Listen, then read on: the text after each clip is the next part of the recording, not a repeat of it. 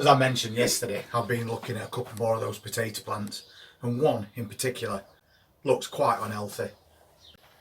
And I wasn't sure what type of potato that were when I was looking at it yesterday, and it was called Carlos or Caros. And I have researched it, and apparently it's an early main crop. So that doesn't really bode well, considering harvesting main crops usually happens around September, October, and this is only middle of July. But for whatever reason, that plant is dying back.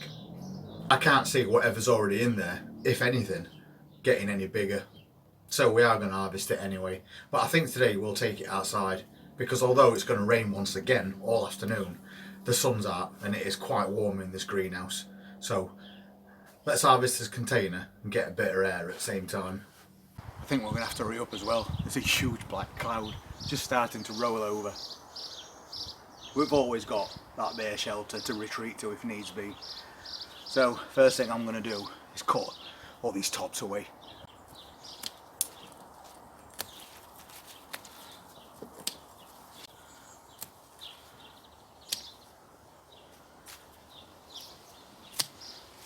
Everything's dying off in this container, as you can see, so we might as well take what we can. Looks like we've got some volunteer lickness as well growing in there. I've got lickness all over the place, so I don't need those. There's a couple of them as well, so we'll get this tipped out, see if we've got anything.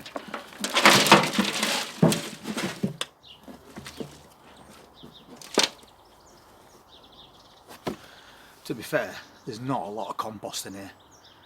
Maybe that's something to do with it. We have got a potato, but they are quite small. Let's have a dig in, see what we get.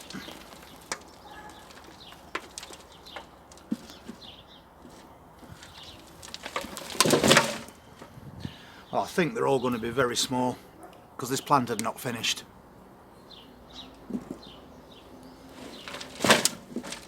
At least we're getting something.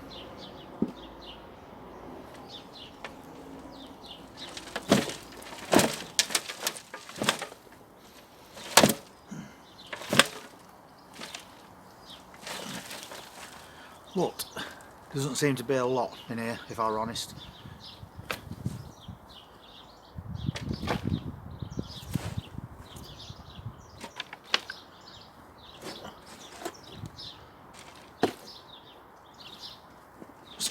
This end. A couple more.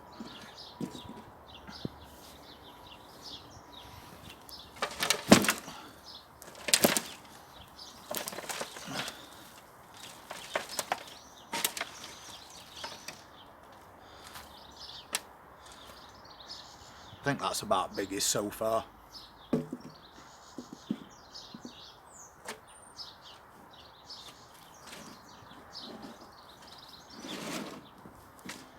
Oh, correction, that's the biggest so far.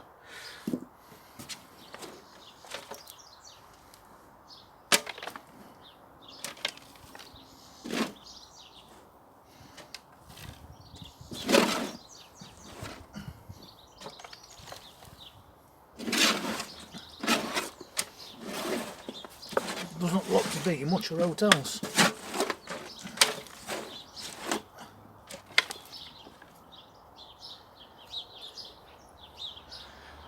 Apart from tiny ones like that.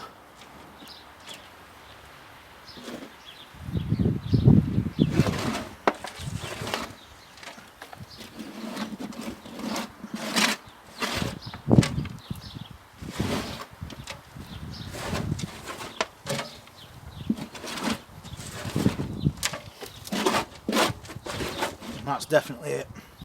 So that many today. So no matter what we'd have done, those potatoes wouldn't have got any bigger anyway. I would say there's enough there for maybe 2 meals. We can chop those into little roast potatoes, and we made some chips the other day out of some second earlies, and they were the best chips I've tasted in quite a while, and they were Kestrel. These will do perfectly fine for roast potatoes. That was the biggest one that we got, so I would cut that into 4 pieces and then things like that into half, and it will make quite a few more roast potatoes than you think. So although not quite what we were hoping for what is supposed to be an early main crop, we haven't walked away empty-handed, and in gardening that's all that matters. We have got another one that's also looking quite tired. I'm not sure whether we ought to empty that one as well. But that one's in a round plastic container that's a bit deeper than those wooden ones, so maybe we'll be a little bit more successful with that one. But once again, I'm not sure what it is. I have noticed that on the second earlies, the leaves tend to be quite a bit lighter than the main crops. So we've got 2 or 3 containers left with those light coloured leaves. I am assuming they're all going to be things like kestrel and other second earlies. I'll just go and take a quick look at those outside. Got them just round here in containers. These ones are main crops. And that's what's left of the second earlies, apart from a couple in container garden. And then those as well. And that one is also looking quite tired. Foliage is starting to go. I think I might leave them a bit longer. It's not completely died back. There is a bit of energy left in that plant.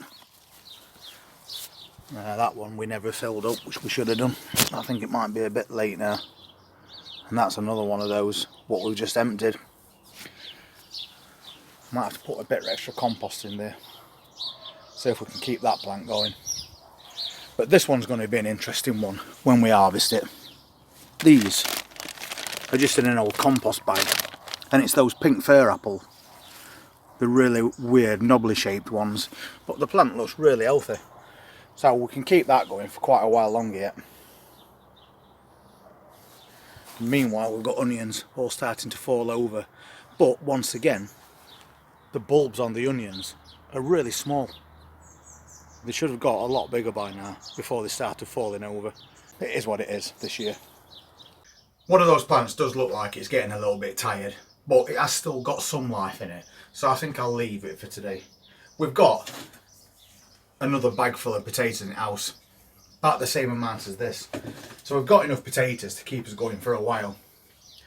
And basically what I'll do is I'll peel all these and the ones that's in the house before they spoil, and I'll get them frozen, and then we've got bags of pre-made roast potatoes when we want them.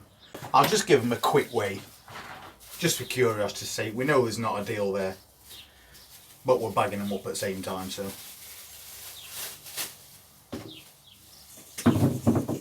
I've had quite a few people asking about these caravan wash bowls that I'm using, and Martin seemed to think that I'd got them from Poundland, but they weren't from Poundland. I got those from a second-hand store, so sorry if for any reason I misled you on that one.